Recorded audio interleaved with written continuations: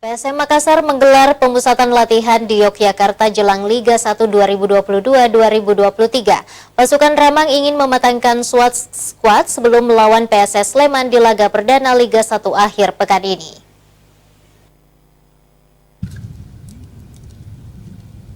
PSM Makassar bersiap menyambut kompetisi kasta tertinggi Indonesia Liga 1 2022-2023 yang akan segera bergulir. Sebanyak 27 pemain PSM diboyong untuk mengikuti pemusatan latihan di Yogyakarta.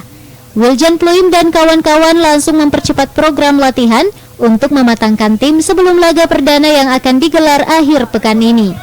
Pelatih Bernardo Tavares fokus menggenjot fisik dan taktik yang akan diterapkan anak asuhnya pada pertandingan mendatang. Diketahui PSM Makassar akan melawan PSS Sleman pada pekan pertama Liga 1 2022-2023. Pertandingan kedua tim akan berlangsung di Stadion Maguwo Harjo pada 23 Juli mendatang. Wahyu Saputra, Celebes TV.